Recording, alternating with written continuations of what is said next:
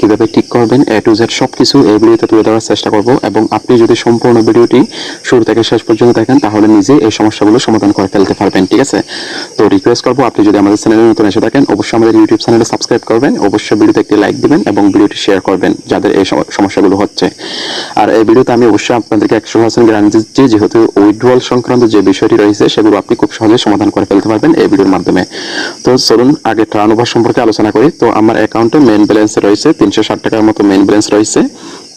এখন কিন্তু আমাকে টার্নওভার দেওয়া হয়েছে।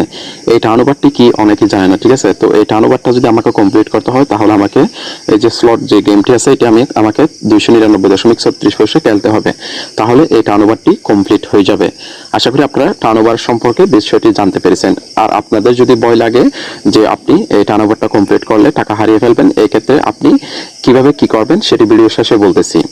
তো এখন আসুন, আপনি যদি কোনো এখানে ওয়ালেট নাম্বার অ্যাড করতে চান তাহলে অবশ্যই আপনাকে এখানে ট্রানজ্যাকশন পাসওয়ার্ড দিতে বলা হয় এবং আপনি যে সময় ট্রানজ্যাকশন পাসওয়ার্ড দিয়েছিলেন এই ট্রানজ্যাকশন পাসওয়ার্ডটা কিন্তু আপনার এখন মনে নাই এবং আপনার অ্যাকাউন্টে টাকা হয়েছে, আপনি টাকাটা তুলতে পারতেছেন না। এই ক্ষেত্রে করণীয় কি সেটিও ভিডিও শেষে বলতেছি।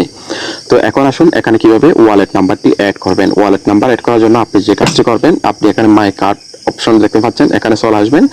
এখানে আসার পর এখানে আপনি আমার যেহেতু অ্যাড করা রয়েছে এখানে প্লাস বাটন দেখতে পাবেন, এর উপরে ক্লিক করবেন। এর উপরে ক্লিক করার পর এখানে আপনি দুটি অপশন দেখতে পাচ্ছেন, একটি হচ্ছে ই ওয়ালেট এবং একটি হচ্ছে বিকাশ এবং একটি হচ্ছে নগদ। আপনি যদি নগদ অ্যাড করতে চান নগদে ক্লিক করবেন, বিকাশ অ্যাড করতে গেলে বিকাশে ক্লিক করবেন।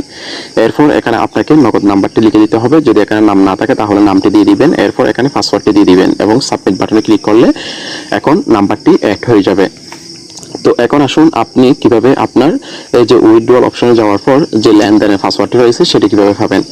বন্ধুরা, বর্তমান সময়ে আমি লক্ষ্য করেছি যে আমাকে অনেকে বলছে যে বর্তমান সময়ে অনেকে স্ক্যামের শিকার হচ্ছে, অর্থাৎ পাসওয়ার্ড ইমেল দিচ্ছে, এরপরে তারা হয়তো টাকাটা উঠিয়ে ফেলতেছে কিংবা গেম খেলে টাকাটা হারিয়ে ফেলতেছে। ঠিক আছে, তো আপনার টাকাটা পাচ্ছেন না।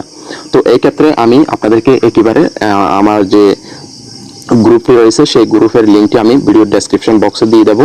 এখানে আপনি হাজার হাজার লাখ লাখ প্রমাণ পেয়ে যাবেন। প্রমাণ দেখে যদি বিশ্বাস মনে হয় তাহলে আমার মাধ্যমে আপনি কাজটি করে নিতে পারেন লেনদেনের পাসওয়ার্ডের ক্ষেত্রে, এবং টাকা উত্তোলন করতে না পারলে এই ক্ষেত্রে এই বিষয়টি নিয়ে বিশ্বাস করতেই পারেন, কারণ আমি যে কাজগুলো কমপ্লিট করব তার কাজ কমপ্লিট করে তাকে জানিয়ে দিই এবং গ্রুপের মধ্যে সবকিছুই শেয়ার করি। আপনি CK444 উত্তোলন পাসওয়ার্ড হারিয়ে গেলে আমার মাধ্যমে সমাধান করতে পারবেন এবং টার্নওভার কিভাবে কমপ্লিট করতে হয় সেটি দেখিয়েছি এবং ওয়ালেট নাম্বার কিভাবে অ্যাড করতে হয় সেটিও দেখিয়েছি। তো আর যদি কোনো সমস্যা হয় এবং কোনো সাইট নিয়ে যদি আপনি উইথড্রয়াল সংক্রান্ত যে কোনো বিষয় নিয়ে সমস্যায় পড়ে থাকেন অবশ্যই কমেন্ট করে জানাবেন। তো আজকে এতটুকুই। ভিডিওটি যদি ভালো লাগে অবশ্যই আপনার বন্ধুদের সাথে শেয়ার করবেন। ভালো থাকবেন, সুস্থ থাকবেন, প্রতারকের হাতে পড়বেন না, সঠিক মানুষ জেনে বুঝে